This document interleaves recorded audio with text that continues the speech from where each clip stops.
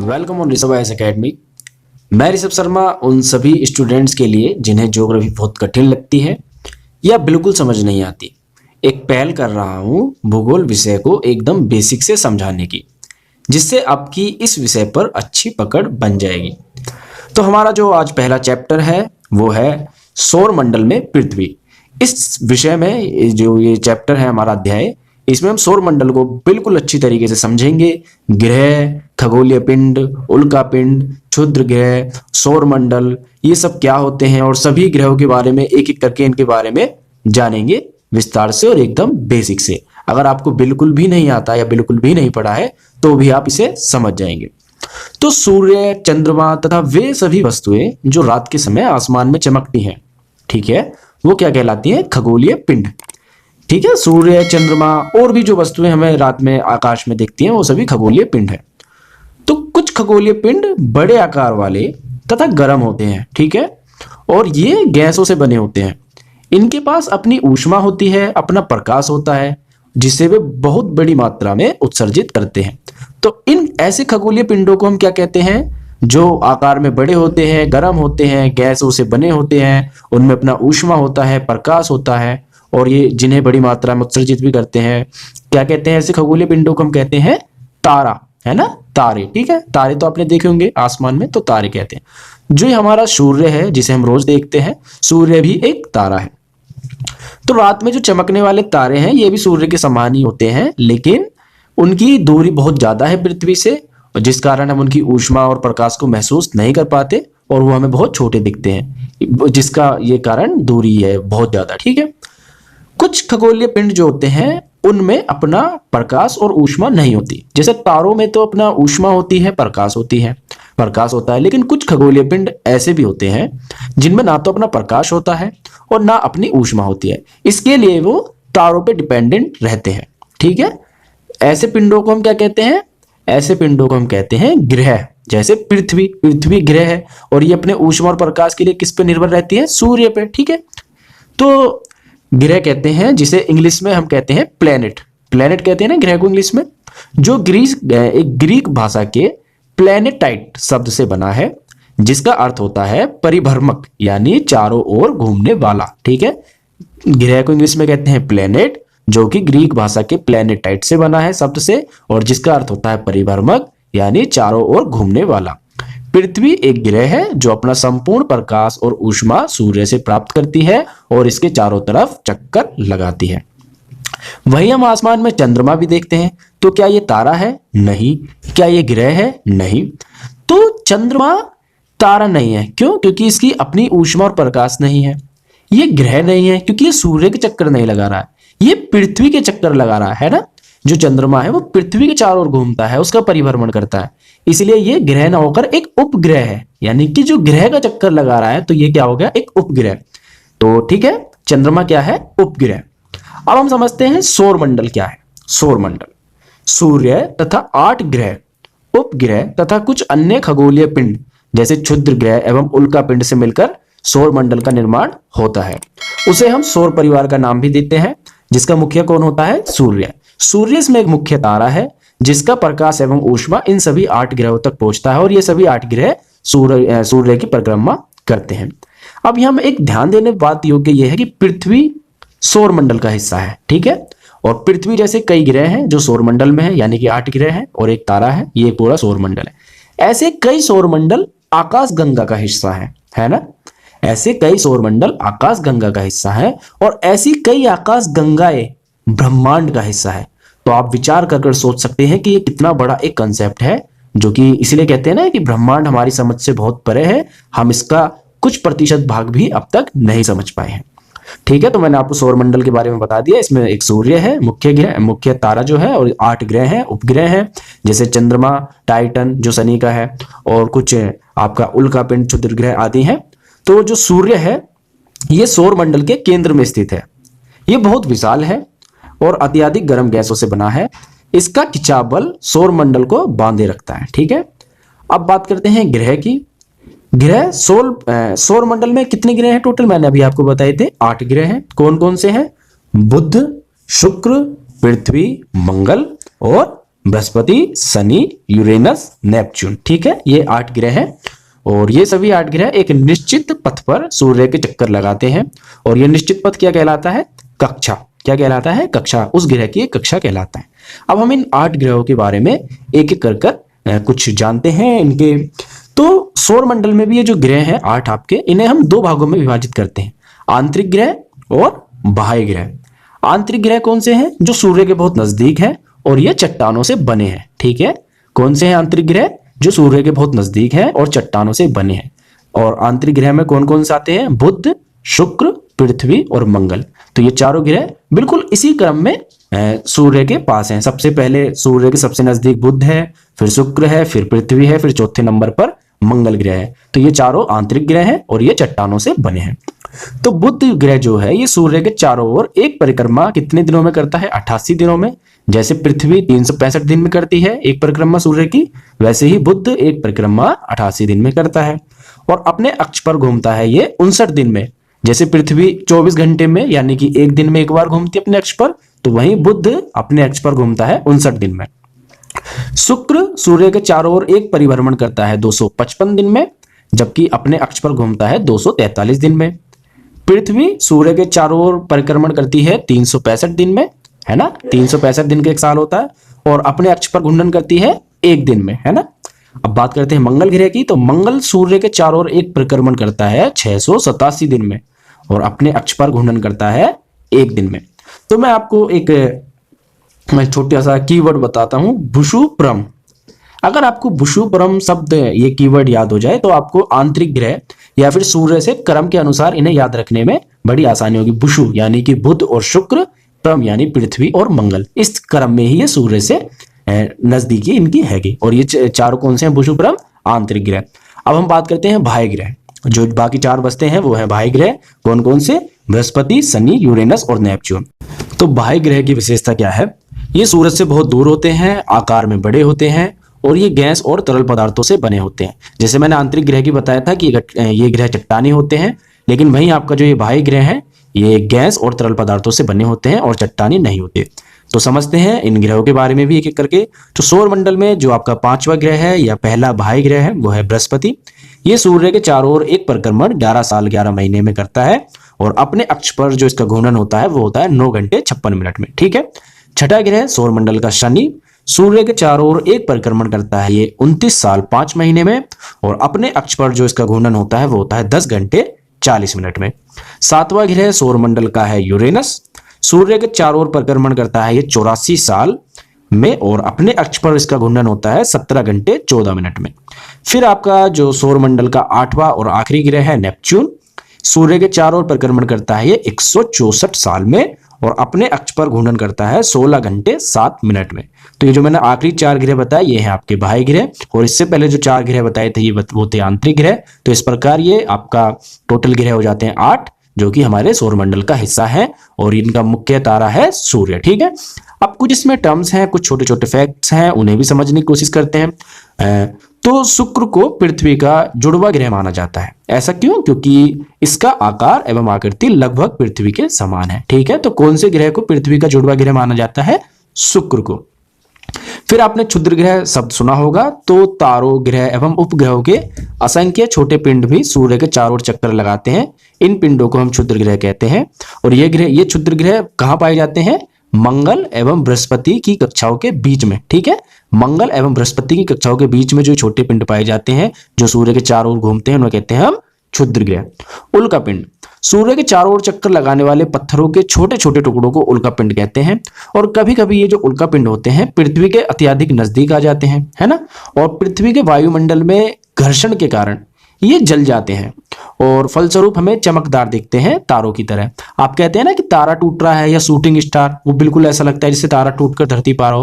वो तारे नहीं होते बल्कि उल्का पिंड होते हैं जो कि पृथ्वी के नजदीक आते ही वायुमंडल में अगर एक बार उससे टच हो जाते हैं तो उसमें घर्षण के कारण उनमें आग लग जाती है, वो जल जाते हैं, और जिस कारण वो हमें बिल्कुल तारे की तरह दिखते हैं। तो ये जो आपका पहला चैप्टर है सौरमंडल में पृथ्वी, ये अक्षांश एवं देशांतर, इसमें हम लैटिट्यूड, लॉन्गिट्यूड और ये होते हैं ना ताप कटिबंध, जैसे कहते हैं हम उष्ण कटिबंध, शीतोष्ण कटिबंध, शीत कटिबंध, इन सब के बारे में जानेंगे, भूमध्य रेखा के बारे में जानेंगे। और एक ये जो टाइम डिस्टेंस रहता है कि भारत का टाइम इंग्लैंड के टाइम से 5.5 घंटे आगे है, तो ये किस तरीके से होता है, आज के चैप्टर में इन सबको हम जानेंगे पूरी तरीके से। तो चलिए, तो ग्लोब पृथ्वी का लघु रूप में एक वास्तविक प्रतिरूप है। आपने ग्लोब देखा है ना, ज्यादातर ऑफिसों में रखा रहता है। तो ये क्या होता है, एक पृथ्वी का लघु रूप है, एक उसका प्रतिनिधित्व करता है पृथ्वी का वास्तविक रूप में। तो पृथ्वी पर स्थानों की स्थिति जानने के लिए और बताने के लिए हमने पृथ्वी की जो ग्लोब है उस पर कुछ काल्पनिक रेखाएं खींची, ठीक है। तो एक तो अक्षांश और देशांतर, ठीक है, ये ग्लोब पर काल्पनिक रेखाएं हैं, अक्षांश और देशांतर। ये कोई पृथ्वी पर ऐसे खींची हुई नहीं है, ये काल्पनिक रेखा है, ठीक है, जो हमने मान लिया। और एक काल्पनिक रेखा जो ग्लोब को 2 बराबर भागों में बांटती है, ठीक है, उसका आधा हिस्सा उत्तरी और आधा हिस्सा दक्षिणी, उसे हम क्या कहते हैं, भूमध्य रेखा या विषुवत रेखा, इक्वेटर उसे इंग्लिश में कहते हैं, ठीक है। तो इस रेखा के उत्तर में स्थित पृथ्वी के आधे भाग को हम कहते हैं उत्तरी गोलार्ध, नॉर्थ हेमिस्फीयर, और दक्षिण में स्थित आधे भाग को कहते हैं दक्षिणी गोलार्ध, साउथ हेमिस्फीयर, ठीक है। और फिर हम स्थान जानने के लिए इसका योगदान रहता है, क्योंकि अगर मैं आपसे पूछूं भारत उत्तरी गोलार्ध में है दक्षिणी गोलार्ध में, तो आप क्या बताएंगे, भारत आप देखो विश्व मैप में तो ये भूमध्य रेखा से उत्तर की तरफ है ना, तो भारत उत्तरी गोलार्ध में, ठीक है। तो भूमध्य रेखा से ध्रुवों तक स्थित सभी समानांतर वृत्तों को अक्षांश रेखाएं कहा जाता है। ये भूमध्य रेखा के जो समानांतर ये रेखाएं हैं ध्रुवों तक, इन्हें क्या कहा जाता है, अक्षांश, ठीक है, इन्हें अक्षांश कहा जाता है। और इन्हें हम अंश में मापते हैं, डिग्री कहते हैं ना, कि कर्क रेखा 23.5 डिग्री उत्तरी अक्षांश है, मकर रेखा 23.5 डिग्री दक्षिणी अक्षांश है, इस तरीके से, है ना। तो भूमध्य रेखा जो है ये आपका 0 अंश अक्षांश को दर्शाता है। जो आपका भूमध्य रेखा उसे हम कहते हैं 0 डिग्री है, ठीक है, वहां से अक्षांश आपकी शुरू होती है उत्तरी ध्रुव की तरफ और दक्षिणी ध्रुव की तरफ, ठीक है। तो हमारा भूमध्य रेखा है 0 डिग्री, 0 डिग्री अंश, ठीक है। और तथा दोनों ध्रुव जो है ये आपका ऊपर ये दिखाते हैं 90 अंश, यानी कि 90 डिग्री अक्षांश, ठीक है, को दर्शाते हैं। इस तरह विषुवत वृत्त के उत्तर के जो सभी समानांतर रेखाएं हैं उनको हम कहते हैं उत्तरी अक्षांश, ठीक है। और विषुवत वृत्त के दक्षिण में स्थित सभी समानांतर रेखाओं को हम कहते हैं दक्षिणी अक्षांश, ठीक है। तो आपका आप समझ गए ना उत्तरी अक्षांश कौन से हैं और दक्षिणी अक्षांश कौन से हैं। ये भूमध्य रेखा के उत्तरी वाली जितनी समानांतर रेखा है वो उत्तरी अक्षांश, और भूमध्य रेखा के दक्षिणी जितनी समानांतर रेखा है वो है दक्षिणी अक्षांश, ठीक है। तो अब आप इतना समझ गए हो। अब हम बात करते हैं कुछ महत्वपूर्ण अक्षांश रेखा जो है आपकी।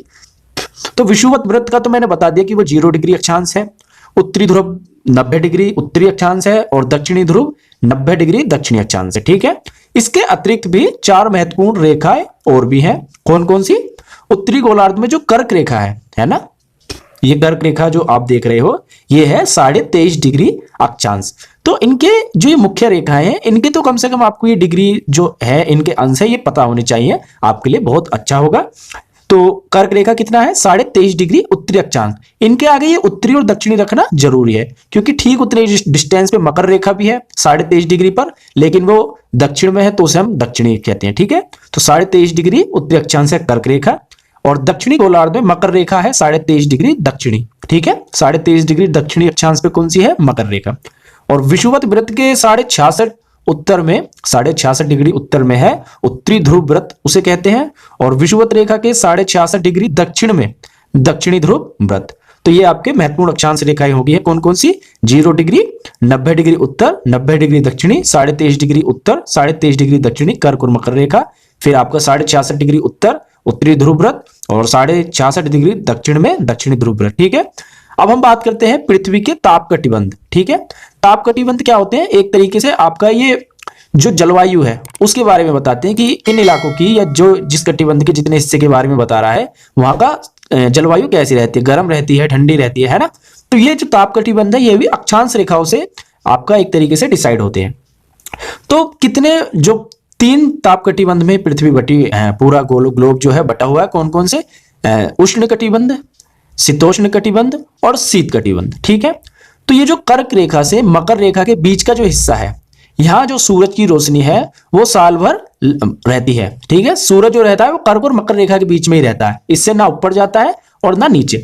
तो इनके बीच में जितने भी अक्षांश हैं, साल में एक बार इनके ऊपर सूरज लंबवत या बिल्कुल सीधा जरूर होता है। तो यहाँ गर्मी सही रहती है, दिन बड़ा होता है, तो इस हिस्से को हम कहते हैं उष्ण कटिबंध, ठीक है। उष्ण कटिबंध यानी कि ट्रॉपिकल जोन, ठीक है। फिर आपका कर्क रेखा से उत्तर की तरफ है, कर्क रेखा से और मकर रेखा के बाद किसी भी अक्षांश पर दोपहर को सूर्य कभी भी लंबवत नहीं होता, ध्रुवों की तरफ सूर्य की किरणें तिरछी होती जाती हैं। तो कर्क रेखा से मकर रेखा के बीच तो सूरज की जो किरणें होती हैं वो सीधी होती हैं, और इनके बाद ध्रुवों की तरफ जो सूरज की किरणें होती हैं वो तिरछी होती जाती हैं। तो इस प्रकार उत्तरी गोलार्ध में कर्क रेखा में दक्षिणी ध्रुव व्रत जो मैंने बताया था 66.5 डिग्री पर है, और ये दिख रहा है आपको, तथा दक्षिणी गोलार्ध में मकर रेखा एवं दक्षिणी ध्रुव व्रत के बीच वाले क्षेत्र को हम क्या कहते हैं, वहां का तापमान मध्यम रहता है, मतलब ना ज्यादा गर्म रहता है ना ज्यादा ठंडा, तो उसे हम कहते हैं शीतोष्ण कटिबंध इलाका, शीतोष्ण कटिबंध। और फिर जो ये आपका दक्षिणी ध्रुव व्रत से नीचे का और उत्तरी ध्रुव व्रत से ऊपर का जो ये इलाका है वो होता है आपका शीत कटिबंध में, यानी कि उत्तरी ध्रुव व्रत से ध्रुवों तक, उत्तरी ध्रुव तक जो फिर इलाका बचता है वो है शीत कटिबंध, वहां की आपकी बहुत अधिक ठंड रहती है। फिर आपका ये ताप कटिबंध हो जाते हैं। अब बात करते हैं देशांतर, लॉन्गिट्यूड जिन्हें कहते हैं। तो उत्तरी ध्रुव को दक्षिणी ध्रुव से जोड़ने वाली संदर्भ रेखाएं हैं। ये रेखाएं उत्तरी ध्रुव भी आपको दिख रहा है और ये दक्षिणी ध्रुव, इनके बीच में इन्हें आपस में जोड़ती हैं इस तरीके से। तो ये एक संदर्भ रेखाएं हैं जो पूर्व से पश्चिम में व्यक्त की जाती है। तो अक्षांश को तो हम उत्तर और दक्षिण में व्यक्त कर रहे थे ना, कि ये उत्तरी अक्षांश है, ये दक्षिणी अक्षांश है। वहीं देशांतर रेखाओं को हम पूर्व और पश्चिम में व्यक्त करते हैं, व्यक्त की जाती है। तो ग्लोब पर किसी स्थान का पता सिर्फ अक्षांश से ही नहीं लगाया जा सकता, बल्कि उसके देशांतर रेखा भी पता होनी चाहिए। अब मैं सिर्फ आपको कह दूं कि ये कोई स्थान है और ये 23.5 डिग्री उत्तरी अक्षांश पे है, तो ये पूरी उत्तरी अक्षांश की जो रेखा है, कर्क रेखा, ये पूरे पृथ्वी पर घूमती है। इस तरीके से तो पता नहीं होगा, लेकिन फिर मैं आपको बता दूं कि ये जो स्थान है उत्तरी 23.5 डिग्री उत्तरी अक्षांश पर है और 82.5 डिग्री आपका पूर्वी देशांतर पे है। तो ये स्थान पता लग जाएगा कि ये भारत का हिस्सा है, ठीक है। इस तरीके से देशांतर रेखाओं की एक भूमिका रहती है, बिल्कुल एग्जैक्ट आपका स्थान को पता लगाने में, ठीक है। तो ये जो रेखाएं हैं ये अर्धवृत्त हैं तथा उनके बीच की दूरी ध्रुवों तक, जब ध्रुवों की तरफ बढ़ते हैं तो इनके बीच की दूरी जो होती है वो कम होती जाती है। बिल्कुल ये जो आपको डायग्राम में दिख रहा है कि ध्रुव आपको भूमध्य रेखा की तरफ तो इनकी दूरी सर्वाधिक रहती है, फिर जैसे जैसे ध्रुवों की तरफ जाती है इनके बीच की दूरी घटती जाती है और ध्रुवों पर इनकी जो बीच की दूरी है वो बिल्कुल शून्य हो जाती है, ठीक है। जहां ये सभी जो देशांतर याम्योत्तर हैं आपस में मिलती है। तो अक्षांश रेखाओं से भिन्न सभी देशांतरीय याम्योत्तर की लंबाई समान होती है। अक्षांश में तो क्या होता है कि जो रेखाओं की लंबाई है ध्रुवों की तरफ घटती जाती है और जो सबसे लंबी होती है भूमध्य रेखा ही होती है, ठीक है। इसलिए इन्हें सिर्फ मुख्य वेधशालाओं में व्यक्त करना कठिन था क्योंकि ये बिल्कुल एक जैसी थी सारी। तब सभी देशों ने एक निश्चित किया कि ग्रीनविच, जहां ब्रिटिश राज की वेधशाला स्थित है, उससे गुजरने वाली याम्योत्तर से पूर्व और पश्चिम की ओर गिनती इनकी शुरू की जाए। तो ये जो ग्रीनविच है इसे हम प्रमुख याम्योत्तर कहते हैं। इसका मान 0 डिग्री देशांतर है तथा यहां से हम 180 डिग्री पूर्व या 180 डिग्री पश्चिम तक गणना करते हैं। प्रमुख याम्योत्तर तथा 180 डिग्री याम्योत्तर मिलकर पृथ्वी को दो समान भागों, एक तो पूर्वी गोलार्ध और पश्चिमी गोलार्ध में विभक्त करती है। इसलिए किसी स्थान के देशांतर के आगे हम पूर्व और पश्चिम लिखते हैं। जैसे आपका भूमध्य रेखा के उत्तर के सारे उत्तरी अक्षांश और दक्षिण के सारे दक्षिणी अक्षांश थे, उसी प्रकार ग्रीनविच के जो ये के बाद के देशांतर है आगे और पीछे के, इन्हें हम पूर्वी और पश्चिमी देशांतर में विभक्त करते हैं। और एक बात रोचक ये है कि 180 डिग्री पूर्व और 180 डिग्री पश्चिमी याम्योत्तर जो है देशांतर रेखा है, ये एक ही रेखा पर स्थित है। अतः अक्षांश एवं देशांतर से ग्लोब पर एक ग्रिड का निर्माण हो जाता है, जैसा कि आपको दिख रहा है। और यदि आपको किसी स्थान के अक्षांश एवं देशांतर का पता है तो ग्लोब पर आप उस स्थान का पता आसानी से लगा सकते हैं। कभी कोई आपका आर्मी में या कोई भी नेवी इस तरीके से, या आप समुद्र में हैं, तो वो आपको कोई स्थान नहीं बताती, बल्कि वहां की जो ये अक्षांशीय और देशांतरीय डिग्रियां बताते हैं कि हम इतने अक्षांश और इतने देशांतर के बीच में है, तो उस तरीके से उनकी लोकेशन का पता लग जाता है। तो ये लोकेशन, ये इस तरीके से ग्रिड में हमको लोकेशन के किसी भी स्थान की पता लग जाता है। अब हम बात करते हैं देशांतर और समय, ठीक है। तो सूर्योदय और सूर्य अस्त रोज होता है, ठीक है। अतः स्वाभाविक है कि यह पूरे विश्व में समय निर्धारण का सबसे अच्छा साधन है।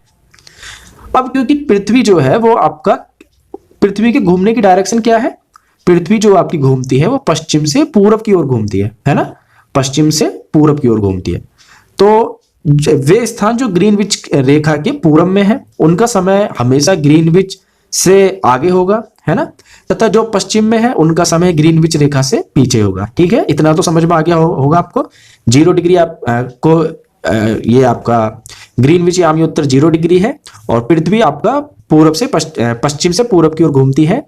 तो जो स्थान आपके पूरब में है उनका समय ग्रीनविच से आगे होगा और जो स्थान आपका पश्चिम में है उनका समय ग्रीनविच रेखा से पीछे होगा। तो ये जो समय का अंतर है ये कितना होता है, हर 1 डिग्री देशांतर पर आगे बढ़ने पर 4 मिनट का डिफरेंस होता है। यदि आगे बढ़ रहे हैं हम ग्रीनविच से पूरब की ओर तो 4 मिनट आगे होगा और यदि हम पश्चिम की ओर बढ़ रहे हैं तो ये 4 मिनट पीछे होगा हर 1 डिग्री पर। समझ गए? तो ऐसा इसलिए क्योंकि पृथ्वी जो है लगभग 24 घंटे में अपने अक्ष पर 360 डिग्री घूम जाती है, यानी कि 1 घंटे में 15 डिग्री। ठीक है, अगर आप 24 को 360 से भाग दोगे तो ये पूरा इस तरीके से निकल जाएगा।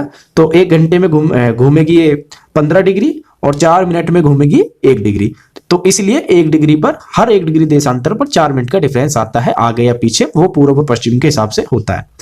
यानी जब ग्रीनविच रेखा पर दोपहर के 12 बजते हैं तब ग्रीनविच से 15 डिग्री पूर्व में समय होगा। 15 की गुणा हम 4 से कर देंगे, 60 मिनट, यानी कि ग्रीनविच से 1 घंटा आगे, अर्थात वहां 1 बजा होगा। जब ग्रीनविच पे 12 बजे होंगे तो उसके 15 डिग्री पूरब में 1 बजा होगा, लेकिन ग्रीनविच रेखा से 15 डिग्री पश्चिम में कितने बजे होंगे, 1 घंटा टाइम पीछे होगा, तो वहां 11 बजे होंगे। ठीक है, इतना तो आपको क्लियर हो गया होगा। कोई डाउट हो तो आप मुझसे कमेंट कर पूछ सकते हैं।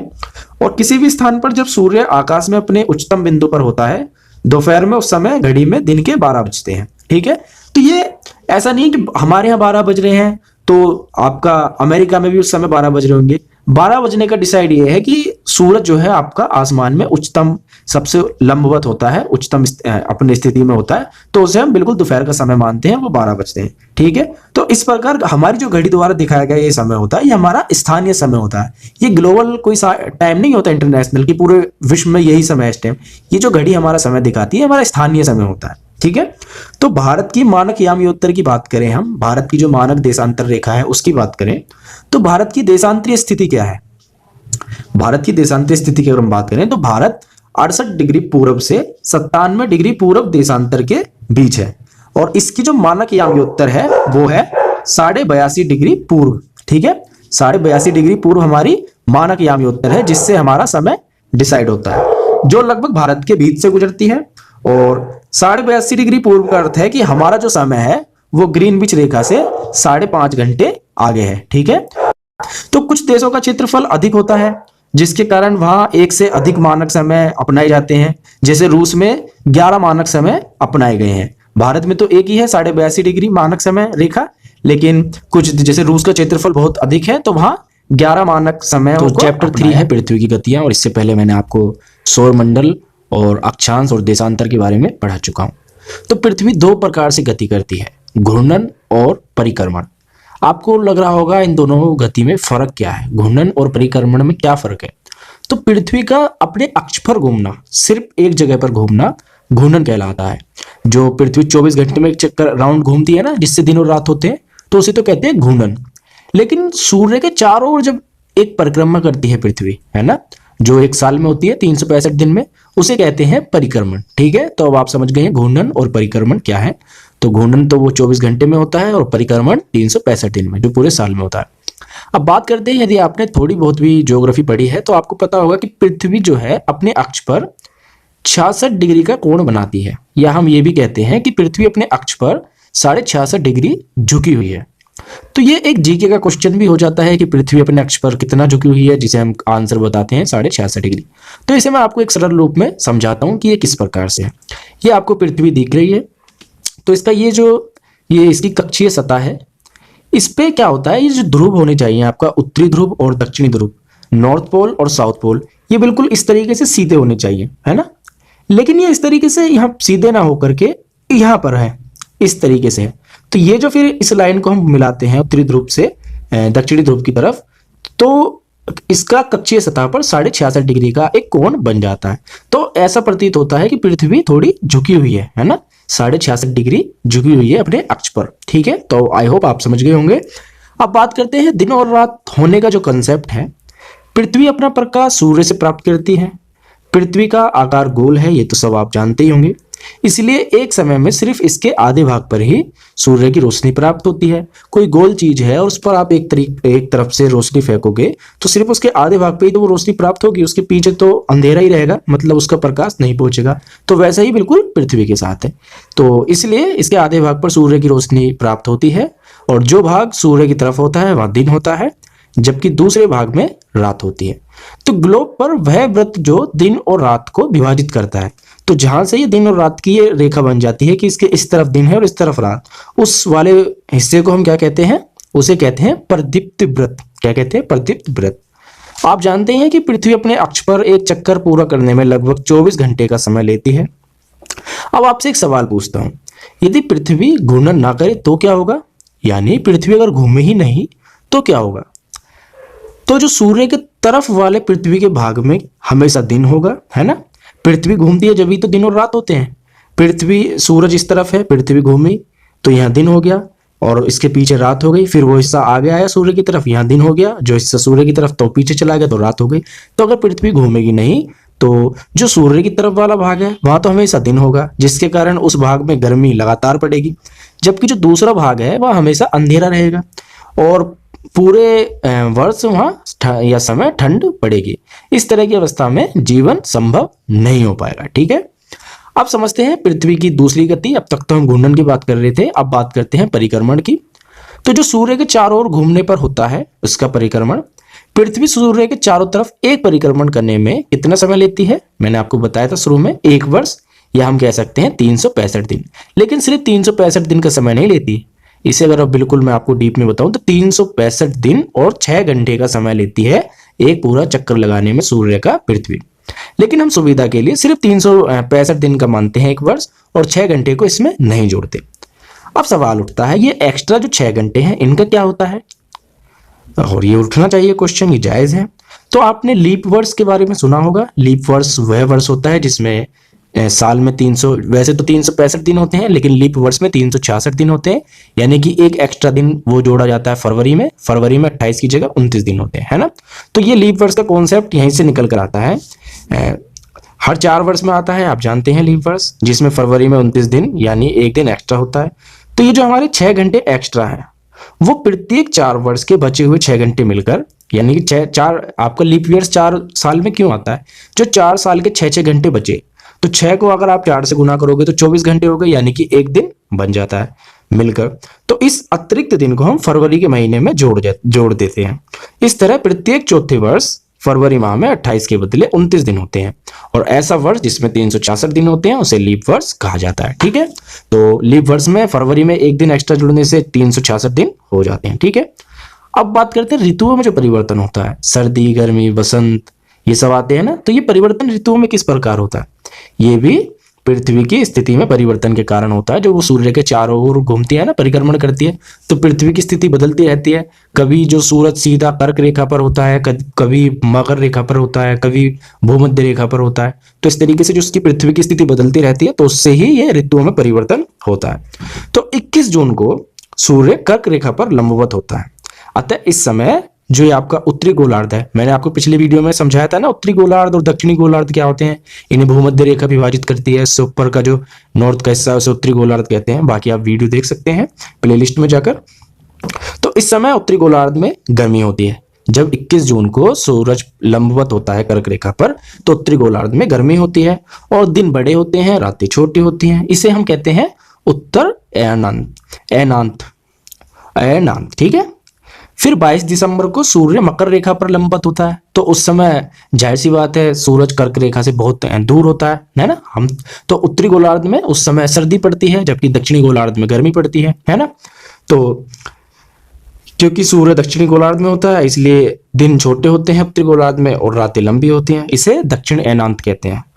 और क्या आप ये जानते हैं कि जो ऑस्ट्रेलिया है वहाँ जो क्रिसमस मनाते हैं हम, हमारे यहाँ तो भरी सर्दी में होता है, लेकिन ऑस्ट्रेलिया क्योंकि दक्षिणी गोलार्ध में पड़ता है तो इसलिए वहाँ क्रिसमस गर्मियों में होता है, ग्रीष्म ऋतु में होता है। ठीक है, तो आप समझ गए कि 21 जून को सूरज कर्क रेखा पर लंबवत होता है और 22 दिसंबर को मकर रेखा पर लंबवत होता है, और 21 मार्च एवं 23 सितंबर को सूर्य की जो किरणें होती हैं वो विषुवत वृत्त पर सीधी पड़ती हैं। ठीक है, तो इस अवस्था में कोई भी ध्रुव सूर्य की ओर झुका हुआ नहीं होता, इसलिए पूरी पृथ्वी पर रात एवं दिन बराबर होते हैं। तो इसे हम कहते हैं विषुव। ठीक है, विषुव इसे कहा जाता है। ठीक है, तो ये वाला जो आपका चैप्टर है पृथ्वी की उसका, तो चैप्टर 5 है पृथ्वी के प्रमुख परिमंडल, major domains of the earth. तो ये बात तो आप जानते ही हैं कि पृथ्वी एकमात्र ऐसा ग्रह है जहाँ जीवन है। मानव यहाँ जीवित रह सकता है। क्यों जीवित रह सकता है? क्योंकि जीवन के लिए आवश्यक तत्व क्या क्या हैं, जैसे भूमि, जल तथा हवा, ये पृथ्वी पर ही मौजूद है ना, और किसी ग्रह पर नहीं है ना। जल, वायु है ना, ऑक्सीजन नहीं है, ये सिर्फ पृथ्वी पर ही मिलते हैं, इसलिए मानव यहाँ जीवित रह सकता है। तो ये एकमात्र ऐसा ग्रह है। पृथ्वी के 4 प्रमुख परिमंडल हैं, डोमेन है। कौन कौन से हैं? भूमंडल, वायुमंडल, जलमंडल तथा जहां स्थल, जल एवं हवा एक साथ मिलते हैं और जहां सभी प्रकार के जीवन पाए जाते हैं वो है जीव मंडल या बायोस्फीयर, इसे इंग्लिश में कहते हैं। अब इन चारों परिमंडलों की विशेषताओं को हम समझने की कोशिश करते हैं। तो सबसे पहले हमारा भूमंडल, या आप कह सकते हो स्थल मंडल। तो पृथ्वी का ये ठोस भाग है जिस पर हम रहते हैं, उसे भूमंडल कहते हैं। पृथ्वी की सतह को हम 2 मुख्य भागों में बांट सकते हैं। कौन कौन सी? एक तो बड़े स्थलीय भूभागों को महाद्वीप के नाम से जाना जाता है, आपने सुना होगा ये शब्द महाद्वीप, और बड़े जलाशयों को महासागरीय बेसिन के नाम से जाना जाता है। तो इसमें हम अपने भूमंडल को विभाजित कर सकते हैं। तो विश्व के सभी महासागर, ये 5 महासागर हैं, लेकिन ये अलग अलग नहीं है, ये आपस में मिले हुए हैं, ये बात आपको ध्यान रखना। लेकिन इन्हें कुछ सीमाओं या देशों के आधार पर हम कुछ इन्हें अलग कर देते हैं, बाकी सारे महासागर आपस में जुड़े हुए हैं एक दूसरे से। तो समुद्र जल के तल की एक विशेषता यह भी होती है कि सभी जगह इसका जो तल होता है वो समान होता है, और यही कारण है कि जो स्थल की ऊंचाई होती है उसको समुद्र के तल से मापा जाता है। इसलिए हम समुद्र के तल को शून्य मानते हैं। जैसे जो विश्व का सबसे ऊंचा शिखर है कौन सा है? माउंट एवरेस्ट, है ना। तो ये समुद्र तल से 8,848 मीटर ऊंचा है। और आप कहीं भी जाते हो तो लिखा होता है ना कि समुद्र तल से ऊंचाई इतने किलोमीटर या इतने मीटर, तो इसलिए बताया जाता है कि समुद्र तल हर जगह एक समान है, तो इसकी हम ऊंचाई को शून्य मानते हैं और वहीं से आपकी ऊंचाई करते हैं। तो अगर एवरेस्ट की समुद्र तल से ऊंचाई 8,848 मीटर है, तो वहीं विश्व का सबसे गहरा भाग प्रशांत महासागर का मेरियाना गर्त है ना। तो मेरियाना गर्त की गहराई कितनी है समुद्र तल से? 11,022 मीटर। ठीक है, बात करते हैं महाद्वीप की। तो पृथ्वी पर 7 प्रमुख महाद्वीप हैं। कौन कौन से? एशिया, यूरोप, अफ्रीका, उत्तरी अमेरिका।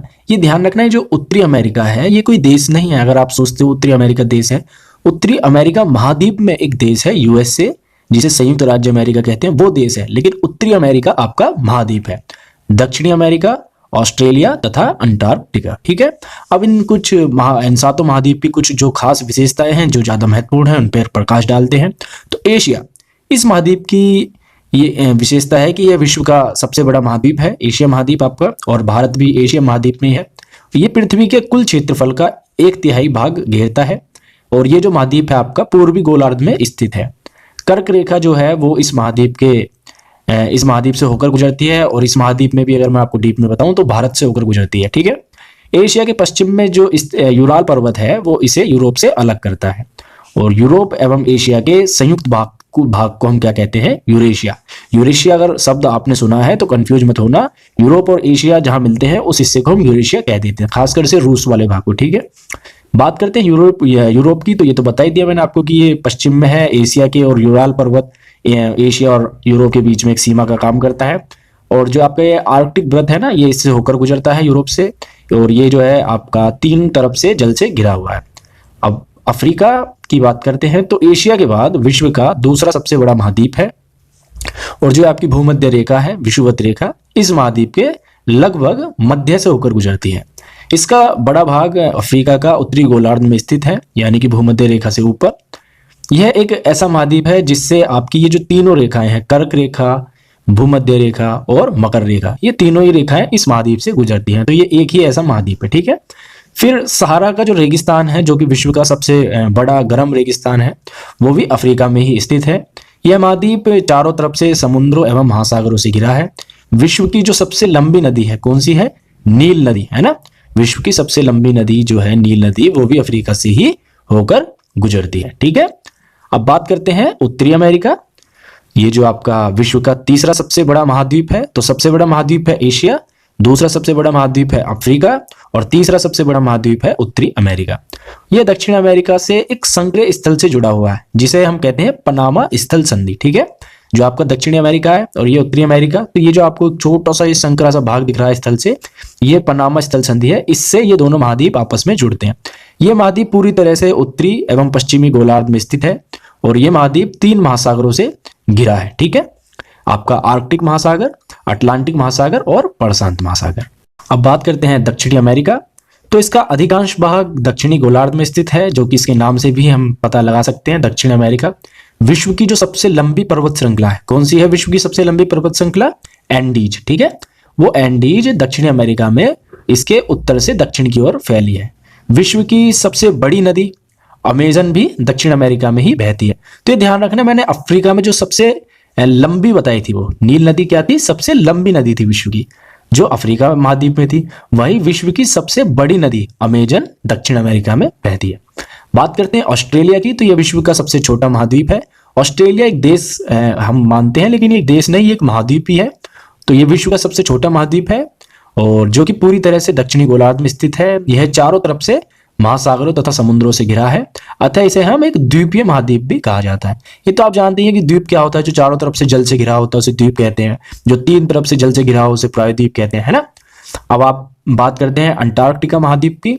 तो यह एक बड़ा महाद्वीप है जो कि दक्षिणी गोलार्ध में स्थित है। दक्षिणी ध्रुव जो है वो इस महाद्वीप के मध्य में स्थित है, अंटार्कटिका के। अब क्योंकि यह दक्षिणी ध्रुव क्षेत्र में स्थित है, इसलिए यह हमेशा मोटी बर्फ की परतों से ढका रहता है, जिस कारण यह कभी भी किसी भी प्रकार के स्थायी मानव निवास का स्थान नहीं रहा है। हालांकि बहुत से देशों के शोध केंद्र यहाँ स्थित हैं अंटार्कटिका में, और भारत के भी हैं। कौन कौन से हैं? मैत्री है, दक्षिणी गंगोत्री, ये भारत के शोध केंद्र है जो अंटार्कटिका में स्थित है। लेकिन मानव निवास के लिए ये एक अच्छी जगह नहीं है, इस कारण वहाँ मानव निवास नहीं मिलता। अब बात करते हैं पृथ्वी के दूसरे परिमंडल की, जलमंडल। ठीक है, अभी तक तो हम भूमंडल की बात कर रहे थे, अब बात करते हैं जलमंडल की। तो ये बात आप जानते हैं कि पृथ्वी को हम नीला ग्रह कहते हैं या नीला ग्रह कहा जाता है, और जिसका कारण यही है कि इस पे एक बहुत बड़े भाग में महासागर है। इस कारण ये अगर अंतरिक्ष से देखो तो नीला प्रतीत होता है। तो पृथ्वी का 71% भाग जल तथा 29% भाग स्थल है। जलमंडल के जल के सभी रूप जलमंडल में जल के सभी रूप शामिल किए जाते हैं, जैसे महासागर, नदियां, झीलें, ग्लेशियल या हिम नदियां हिंदी में कहते हैं, और ये भूमिगत जल जो आपका जमीन के नीचे होता है ना, और वायुमंडल में जो जल वाष्प होती है ना, वो सभी इसमें जलमंडल में शामिल किए जाते हैं। अब एक सवाल यह उठता है कि इतना जल होते हुए भी हम पानी की कमी क्यों बताते हैं, है ना। कहते हैं ना जल बचाओ, जल की एक बूंद कीमती है। तो अगर पृथ्वी पर इतना जल है कि इसका 71% भाग जल से ही घिरा हुआ है, तो भी हम कमी क्यों बताते हैं? तो इसका कारण है, पृथ्वी पर पाए जाने वाले जल का 97% से अधिक भाग महासागरों में पाया जाता है ना, और वो इतना अधिक खारा है कि मानव के उपयोग में नहीं आ सकता। बहुत ही ज्यादा नमकीन, मतलब उसमें आप कह सकते हो कि अगर एक गिलास में आप 2-3 चम्मच नमक डाल दो, इतना खारा पानी है, तो उसे तो हम अपने यूज में नहीं ले सकते। और जो शेष जल बचता है उसका बहुत बड़ा भाग बर्फ की परतों, ग्लेशियरों में है ना, और भूमिगत जल में है। तो बहुत कम जल है जो मानव के लिए बचता है और अलवणीय है और मनुष्य के लिए उपयोग में आ सकता है। तो यही कारण है कि नीले ग्रह में रहने के बावजूद हम पानी की कमी महसूस करते हैं। अब बात करते हैं महासागरों की। तो जलमंडल का मुख्य भाग है महासागर, ये आपस में एक दूसरे से जुड़े हैं, जो मैंने पहले ही आपको बता दिया था। तो महासागर जल हमेशा गतिशील रहता है, ये स्थिर नहीं रहता कि आपका इसका जल एक ही जगह स्थिर है। इसका जल जो है वो गति करता है। तरंगे, ज्वार भाटा तथा महासागरीय धाराएं, ये महासागरीय जल की 3 प्रमुख गतियां हैं। कौन कौन सी? तरंगे, ज्वार भाटा तथा महासागरीय धाराएं, जिन्हें हम बाद में कभी डिस्कस करेंगे। पृथ्वी पर 5 महासागर हैं जो अपने आकार के अनुसार क्रम से इस प्रकार हैं। इनके मतलब सबसे बड़ा, फिर उससे छोटा इस तरीके से। तो सबसे बड़ा महासागर है प्रशांत महासागर, फिर अटलांटिक महासागर, फिर हिंद महासागर, फिर दक्षिणी महासागर, और फिर लास्ट है आपका आर्कटिक महासागर। इसमें कभी कंफ्यूज मत होना, एक तो अंटार्कटिका है वो महाद्वीप है, और एक आर्कटिक है ये महासागर है। ठीक है, अब आपकी प्रशांत महासागर की बात करते हैं। तो प्रशांत महासागर सबसे बड़ा महासागर है जो पृथ्वी के 1/3 भाग पर फैला है। पृथ्वी का सबसे जो गहरा भाग है मेरियाना गर्त, वो भी प्रशांत महासागर में स्थित है, जो कि मैंने आपको शुरू में बताया भी था। एशिया और ऑस्ट्रेलिया, उत्तरी अमेरिका और दक्षिण अमेरिका इसके चारों ओर स्थित है।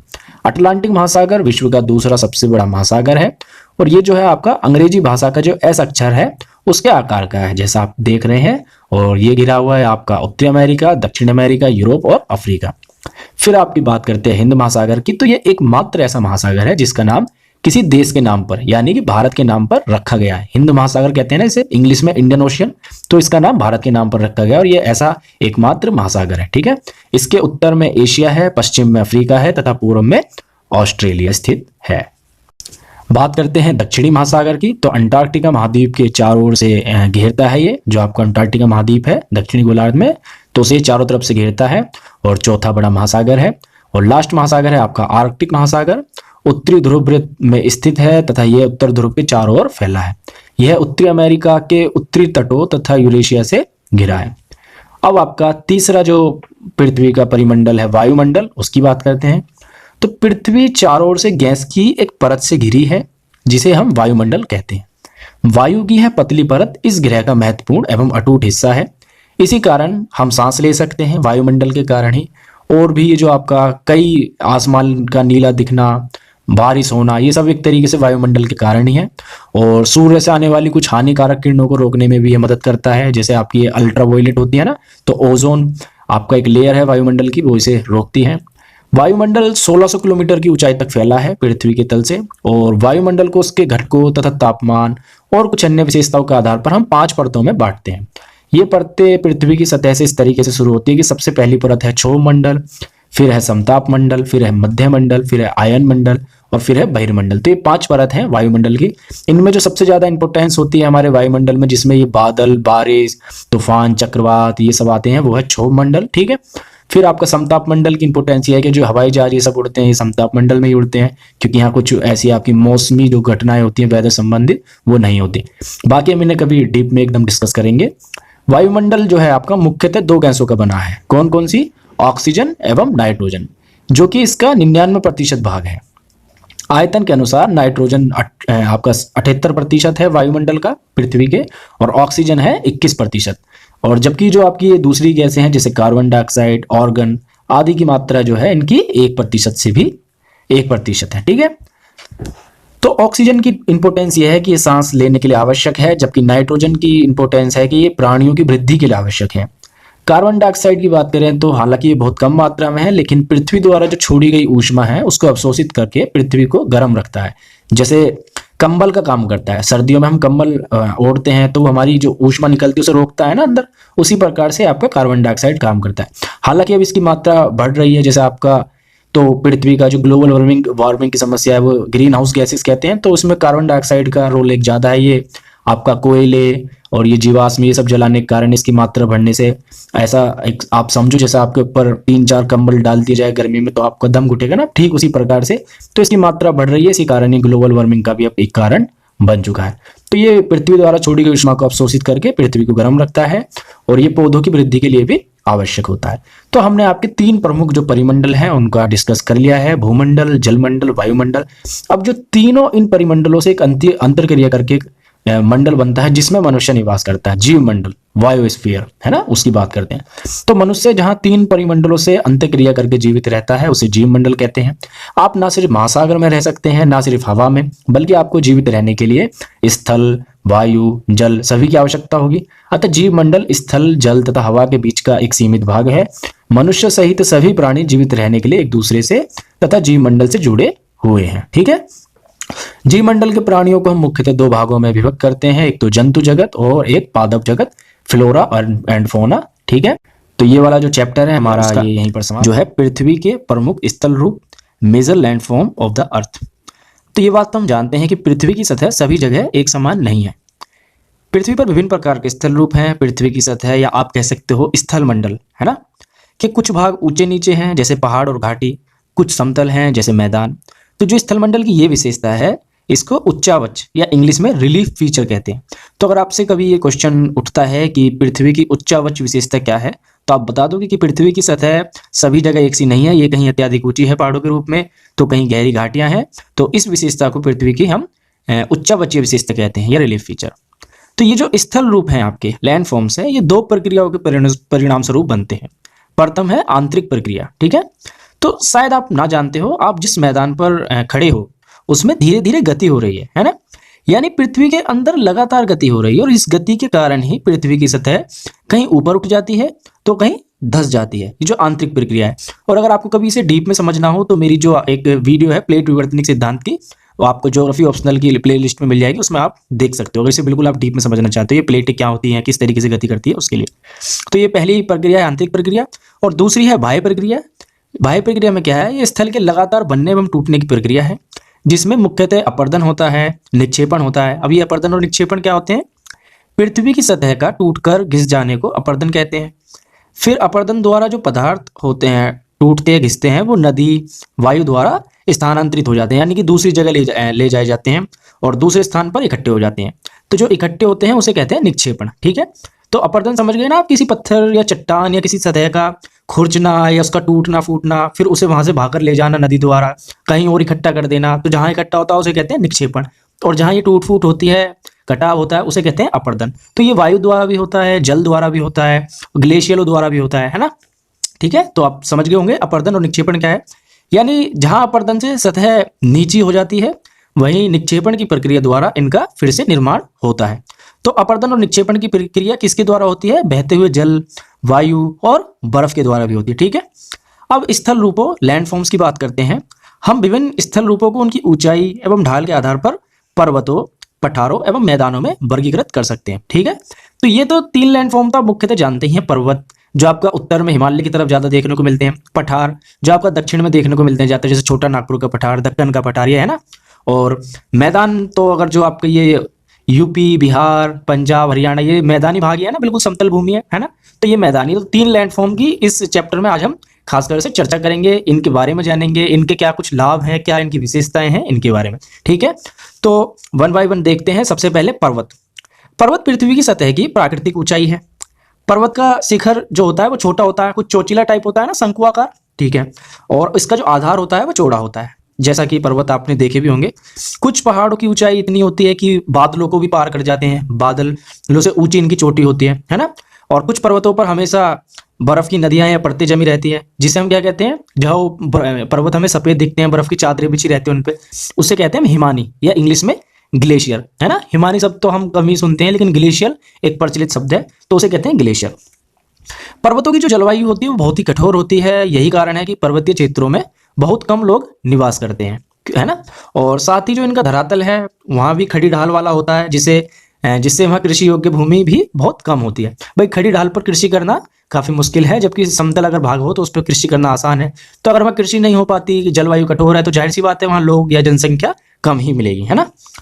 पर्वत एक रेखा क्रम में भी होते हैं, मतलब एक ही जब रेखा में कई सारे पर्वत इस तरीके से हों तो उसे कहते हैं हम श्रृंखला।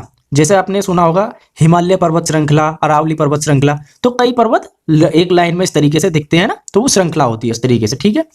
तो ये जो पर्वत हैं इन्हें मुख्यतः तीन प्रकार में बांटते हैं। कौन कौन से? वलित पर्वत, भ्रंशोत्थ पर्वत और ज्वालामुखी पर्वत। तो हिमालय जो कि एशिया में है, आल्प्स जो यूरोप में है, ये वलित पर्वत है। और वलित पर्वत तो आप जानते हैं ना कि जब जैसे किसी हिस्से पर दोनों तरफ से दबाव पड़ता है तो बीच का हिस्सा उठ जाता है ना। ये आपने देखा होगा इस तरीके से, जब दोनों तरफ से दबाव पड़ता है तो बीच का हिस्सा उठ जाता है, बलन पड़ जाता है उसमें।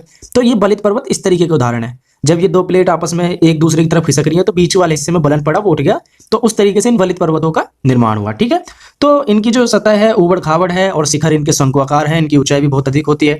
भारत की अरावली पर्वत श्रृंखला जो है विश्व की सबसे पुरानी वलित पर्वत श्रृंखला है वो, लेकिन अपर्दन के कारण ये श्रृंखला काफी घिस गई है, तो अब इनकी ऊंचाई इतनी कोई नहीं देखने को मिलती, ठीक है। अब बात करते हैं जब बहुत बड़ा भाग टूट जाता है तथा ऊर्ध्वाधर रूप से, यानी कि लंबवत रूप में, है ना, रूप से विस्थापित हो जाता है, तब भ्रंशोत्थ पर्वत का निर्माण होता है। जब बहुत बड़ा भाग आसपास के हिस्सों से कुछ अलग हो जाता है और वो ऊपर की तरफ उठता है ना, सीधा, तो उससे भ्रंशोत्थ पर्वत का निर्माण होता है। ऊपर उठे भाग को हम कहते हैं, क्या कहते हैं, उत्खंड, हॉर्स्ट, तथा नीचे धसे हुए खंड को कहते हैं द्रोणिका भ्रंश, या इंग्लिश में कहते हैं ग्रोवेन, ठीक है। तो यूरोप की जो राइन घाटी है, वास्जिस पर्वत है, वो इस तरह के पर्वत तंत्र के उदाहरण है, भ्रंशोत्थ पर्वत है।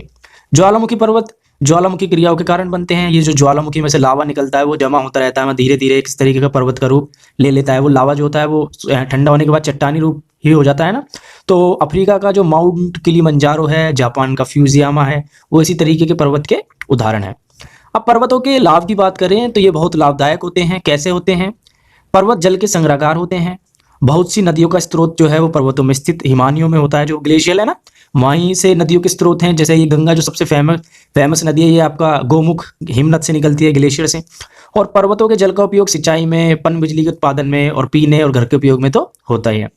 पर्वतों में अलग अलग प्रकार की वनस्पतियां और जीव जंतु भी पाए जाते हैं। वनों से, वहाँ वन होते हैं घने, है ना, पर्वतों में, उनमें हमें ईंधन, चारा, आश्रय तथा दूसरे कई उत्पाद जैसे गोंद, रेजिन आदि भी मिलते हैं। और दूसरा जो ये आपके पर्यटक होते हैं, जिन्हें घूमने फिरने का बहुत अच्छा शौक होता है, प्रकृति के शौकीन होते हैं, तो उनके लिए भी पर्वत एक उत्तम स्थान होता है सैलानियों के लिए, यानी कि मनोरंजन की दृष्टि से भी ये महत्वपूर्ण है। और बहुत से लोग तो पर्वतों की यात्रा उनकी सुंदर देखने के लिए भी करते हैं। आप भी गए होंगे बहुत सी बार पर्वतों को, तो देखने में अच्छा लगता है ना। तो इस तरीके से इनसे पर्यटन भी बढ़ता है। ठीक है, तो ये कुछ इसके पर्वतों के लाभ हैं। अब बात करते हैं पठार की। तो ये जो आपका पठार है, ये उठी हुई एवं सपाट भूमि होती है। आपका धरातल से तो ये ऊंची उठी हुई होती है, लेकिन पर्वतों की तरह शंकुआकार नहीं होती, है ना। जैसे पर्वतों की चोटी होती है ना, ऐसे नहीं होती। धरती से तो ऊंची है आपके धरातल से, लेकिन ऊपर से सपाट होती है। तो ये आसपास के क्षेत्रों से अधिक उठा हुआ होता है। जो इसका ऊपरी भाग होता है वो मेज के समान सपाट होता है।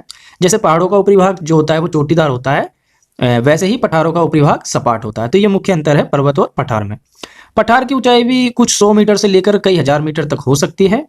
पर्वत की तरह पठार भी नए या पुराने हो सकते हैं। जैसे भारत में दक्कन का पठार जो है वो पुराने पठारों में से एक है। तिब्बत का पठार जो कि आपका हिमालय के उत्तर में है, वो विश्व का सबसे ऊंचा पठार है। आपने तिब्बत के बारे में तो सुना होगा, तो वही पठार है जो कि विश्व का सबसे ऊंचा पठार है, जिसकी ऊंचाई समुद्र तल से लगभग 4000 से 6000 मीटर तक है ना। तो ये तो पठारों की कुछ सिग्निफिकेंट्स थे, विशेषताएं थी। अब इनके लाभों की बात करते हैं। पठार के क्या लाभ हैं? तो ये बहुत उपयोगी होते हैं। क्यों? क्योंकि उनमें खनिजों की प्रचुरता प्राप्त होती है। यही कारण है कि विश्व के बहुत से जो आपके खनन क्षेत्र हैं वो पठारी भागों में स्थित हैं। जैसे अफ्रीका के पठार में सोना एवं हीरो के खनन के लिए प्रसिद्ध है। भारत में छोटा नागपुर का पठार आपने नाम सुना होगा, उसमें लोहा, कोयला तथा मैग्नीज के बहुत बड़े भंडार हैं। तो ये खनिजों की दृष्टि से बहुत महत्वपूर्ण आपका एक स्थलखंड होता है जो पठार है।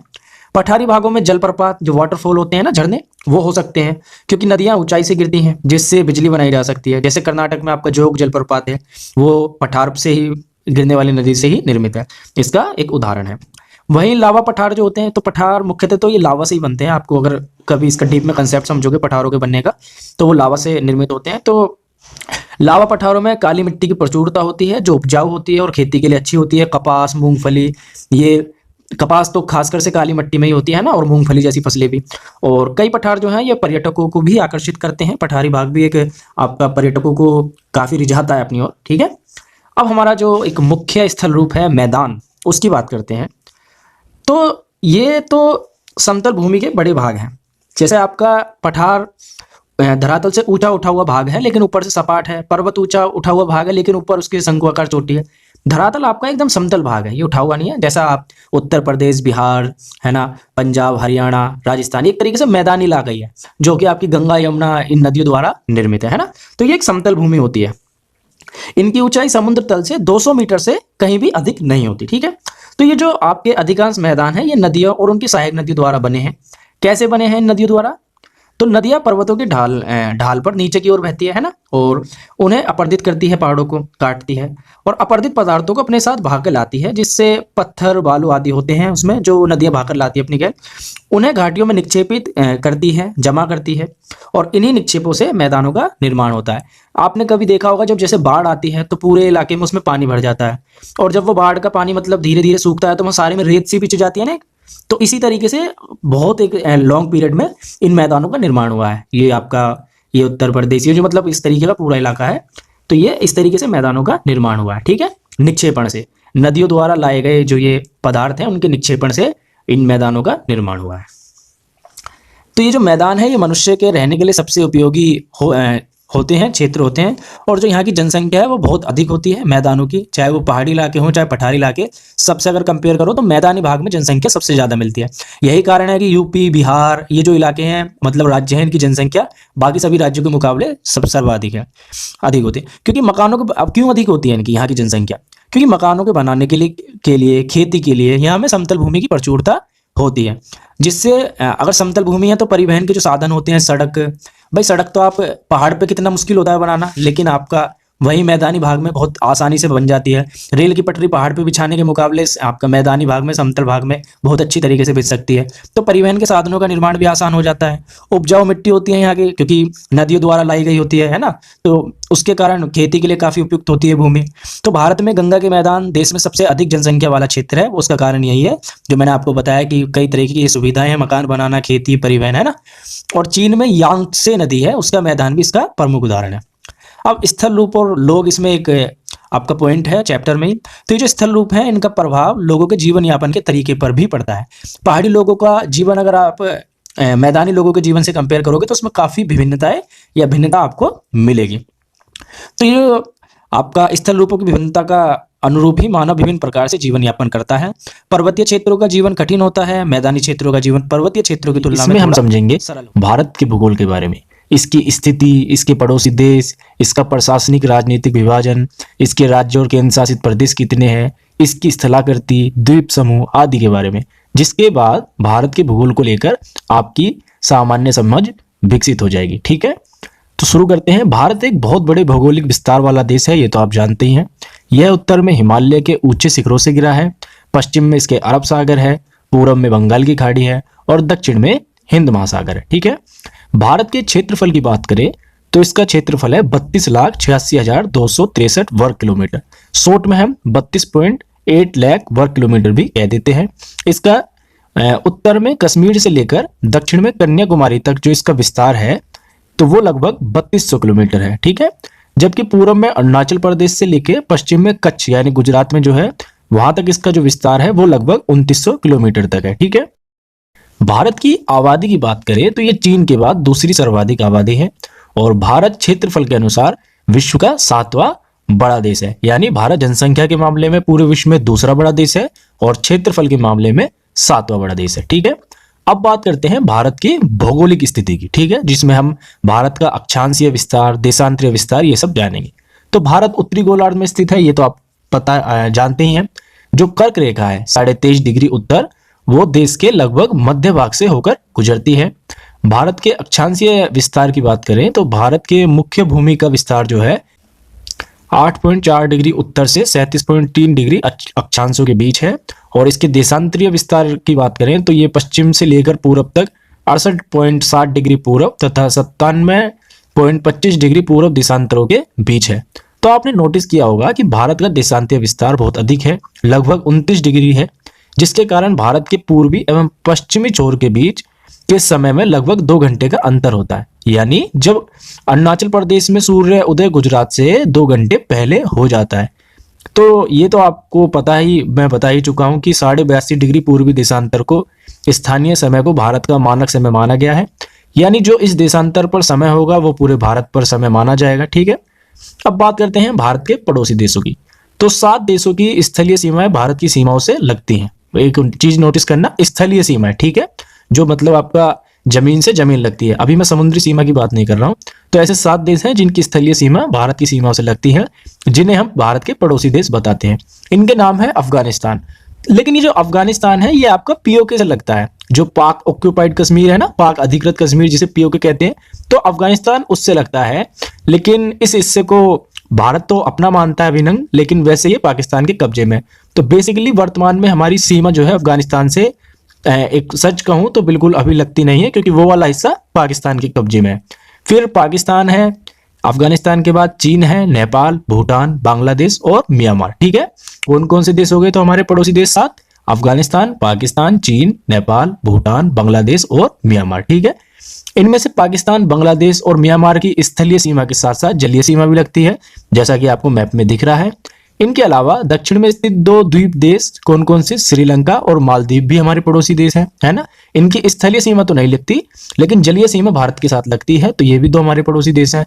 भारत और श्रीलंका को पाक जो जल संधि है, ये जो आपको दिख रही है, ये इन्हें अलग करती है। अब देखते हैं भारत का राजनीतिक और प्रशासनिक विभाजन। भारत एक विशाल देश है, तो प्रशासनिक क्रियाकलापों के लिए देश को वर्तमान में 28 राज्यों और 8 यूटी यानी केंद्र शासित प्रदेशों में बांटा गया है। ठीक है, अभी जो जम्मू कश्मीर के केंद्र शासित प्रदेश बनने से पहले ये राज्य 29 थे और 7 यूटी थे। तो ठीक है, लेकिन जम्मू कश्मीर और लद्दाख की केंद्र शासित प्रदेश बनने के बाद 8 यूटी हो जाते हैं और 28 राज्य। तो दिल्ली भारत की राजधानी है जो कि यूटी है, आपकी एक केंद्र शासित प्रदेश है। राज्यों के निर्माण की बात करें तो ये मुख्यतः भाषाओं के आधार पर हुआ है, मतलब मुख्यतः भाषाओं के आधार पर, लेकिन पूरी तरीके से भाषा के आधार पर नहीं हुआ है ना। गुजरात में ज़्यादातर गुजराती बोलते हैं, है ना, पंजाब में पंजाबी, इस तरीके से तेलुगु तेलंगाना वाली, ठीक है। तो मतलब मुख्यतः भाषा के आधार पर हुआ है। क्षेत्रफल की अगर दृष्टि से देखें तो राजस्थान देश का सबसे बड़ा राज्य है, जबकि गोवा क्षेत्रफल की दृष्टि से सबसे छोटा राज्य है। वहीं जनसंख्या की बात करें तो सबसे ज्यादा जनसंख्या आपका उत्तर प्रदेश में है ना। अब बात करते हैं भारत के भौतिक विभाजन की। तो भारत में पाई जाने वाली भौतिक आकृतियां विभिन्न प्रकार की है, जैसे पर्वत, पठार, मैदान, तट और द्वीप समूह। तो ये तो मैं आपको पहले बता ही चुका हूँ, पर्वत और पठार में क्या क्या भिन्नताएं हैं, है ना।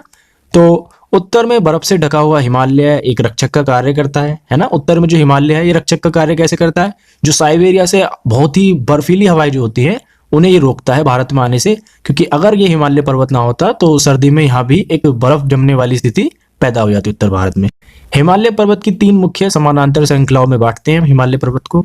सबसे उत्तर में स्थित श्रृंखला को बृहद हिमालय या हिमाद्री कहते हैं, और इसी श्रृंखला में विश्व की सबसे ऊंची शिखर है एवरेस्ट भी आपका इसी श्रृंखला में है। फिर आता है मध्य हिमालय या हिमाचल, और हिमाद्री के ये दक्षिण में स्थित है, ये वाली श्रृंखला जो है मध्य हिमालय हिमाचल। और फिर इन सबसे दक्षिण में स्थित है शिवालिक, ठीक है, शिवालिक की श्रृंखला। तो एक ट्रांस हिमालय भी है जो बृहद हिमालय के उत्तर में पड़ता है, जिसमें आपका कैलाश वाले पर्वत है, ये सब है, ठीक है। फिर हिमालय के दक्षिण में भारत का उत्तरी मैदान स्थित है, और ये मैदान समतल है, सपाट है। ये मैदान जो है आपका सिंधु, गंगा, ब्रह्मपुत्र और जो इनकी सहायक नदियां हैं इनके द्वारा लाए गए जलोढ़ निक्षेपों से बना है। जलोढ़ निक्षेप यानी जो आपका नदियों द्वारा भाए गए, वो बहाकर लाए गए होते हैं ना, मिट्टी रेत, इनके द्वारा ही मैदानों का निर्माण हुआ है।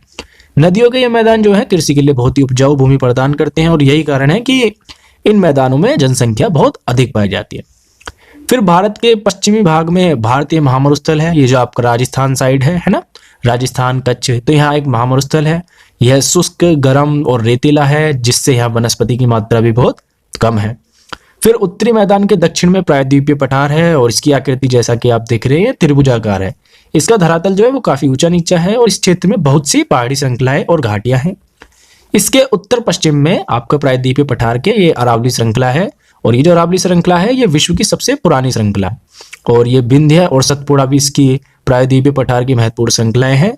और इन्हीं श्रृंखलाओं से होकर नर्मदा और तापी नदियां बहती हैं, जो कहाँ गिरती हैं, आपकी अरब सागर में मिल जाती हैं, ठीक है।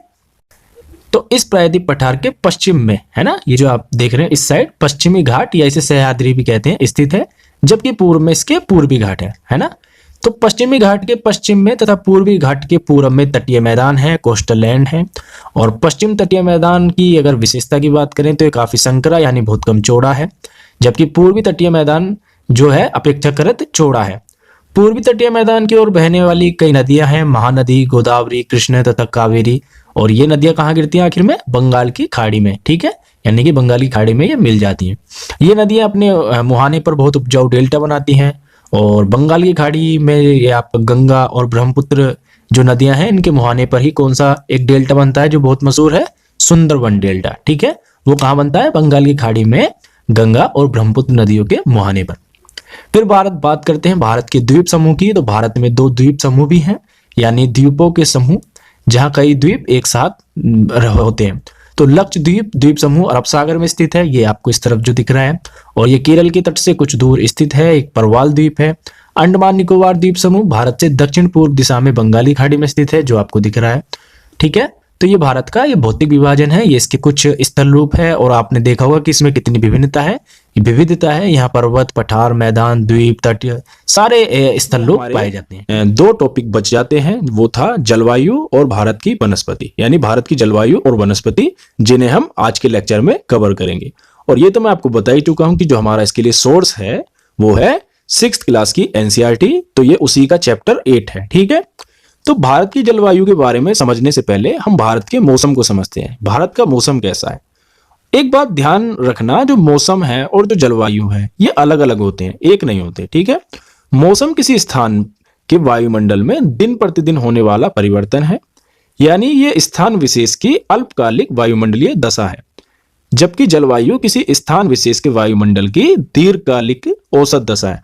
और दीर्घकालिक यानी लगभग 40 वर्ष की औसत दशा होती है किसी स्थान की जलवायु। ठीक है, भारत में मौसम की बात करें तो सामान्यतः भारत में 4 मुख्य मौसम हैं। कौन कौन से?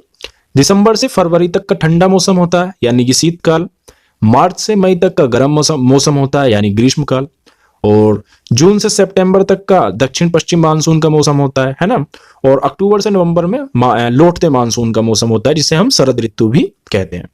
अब थोड़ा सा इन मौसम को भी जान लेते हैं, मौसम के बारे में। तो शीत ऋतु, ये ठंड में, ये बताया मैंने आपको, दिसंबर से आपका फरवरी तक का ये मौसम होता है, और इसमें जो सूर्य की किरणें होती हैं वो सीधी नहीं पड़ती भारत पे, तिरछी हो जाती हैं, क्योंकि सूर्य उस समय मकर रेखा पर होता है, जिससे उत्तर भारत में तापमान काफी कम हो जाता है ना।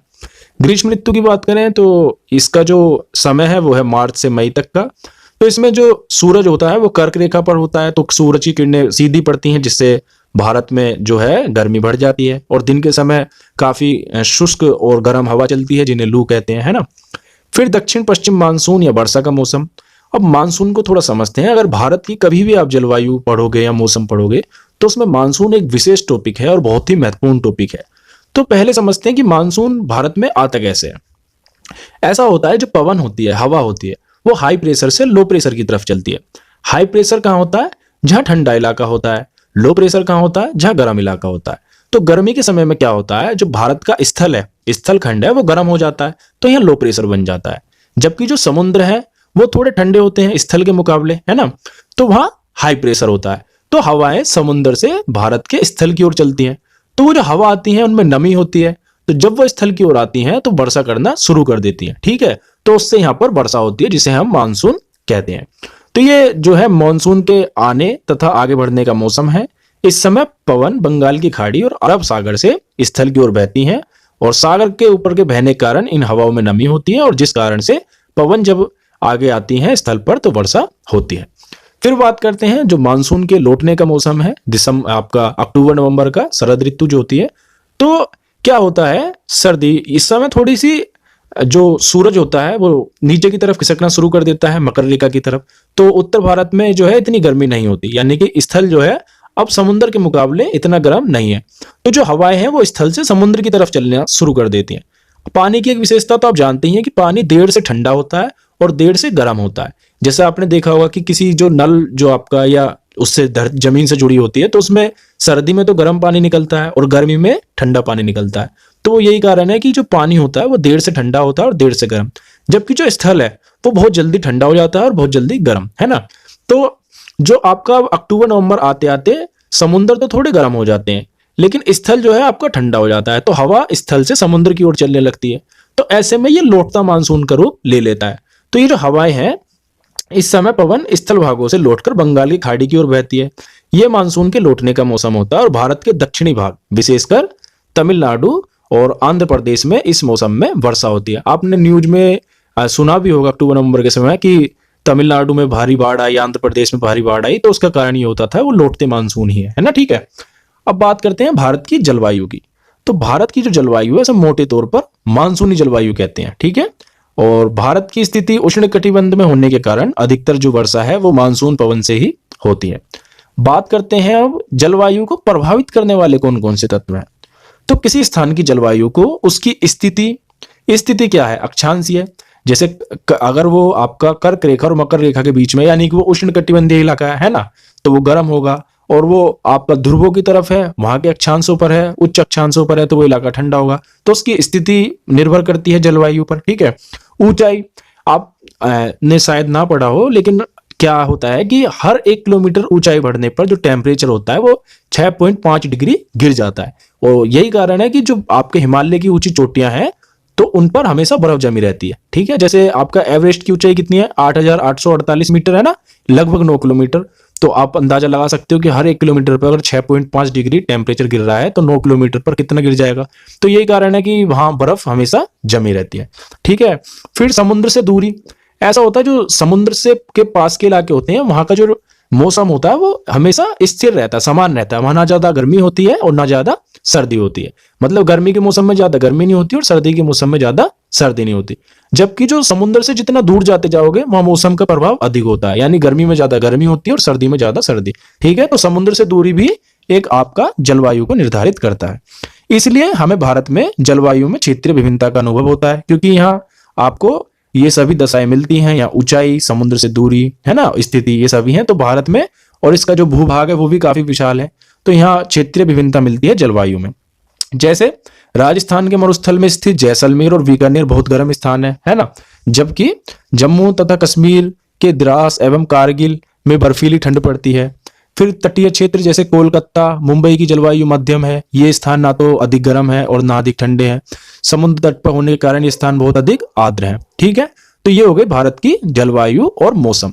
अब बात करते हैं भारत की प्राकृतिक वनस्पति की। ठीक है, वेजिटेशन जो है, इंडियन वेजिटेशन।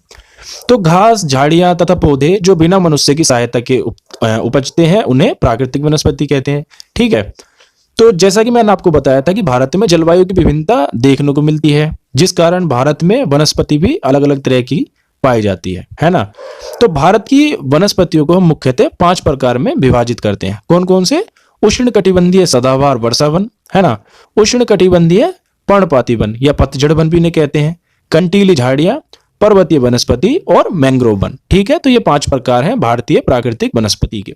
अब इन 5 की कुछ विशेषताएं भी जान लेते हैं। तो सबसे पहले उष्ण कटिबंधीय वर्षा वन, है ना, ये अत्यधिक वर्षा वाले स्थानों पर पाए जाते हैं, जैसे अंडमान निकोबार, उत्तर पूर्वी राज्य जो है भारत के, उनके, है ना, और पश्चिमी घाट। और ये वन इतने घने होते हैं कि सूर्य का जो प्रकाश होता है वो भी जमीन पर नहीं पहुंच पाता।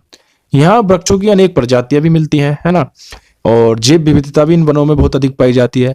ये वन जो होते हैं वो वर्ष के अलग अलग समय पर अपनी पत्तियां गिराते हैं। तो यही कारण है कि ये हमेशा हरे भरे दिखाई देते हैं, क्योंकि एक साथ अपनी पत्तियां नहीं गिराते, अलग अलग समय पर पत्तियां गिराते हैं, और जिस कारण इन्हें सदाबहार वन कहते हैं। अगर इनके मुख्य वृक्ष की बात करें उष्ण कटिबंधीय वर्षा वन या सदाबहार वन की, तो वो है महोगनी, एवोनी और रोजवुड। ठीक है, अब बात करते हैं उष्ण कटिबंधीय पर्णपाती वन या पतझड़ वन। तो हमारे देश के बड़े भाग में ये वन मिलते हैं। इन वनों को मानसूनी वन भी कहते हैं, और ये कम घने होते हैं और वर्ष के एक निश्चित समय पर ये अपनी पत्तियां गिरा देते हैं।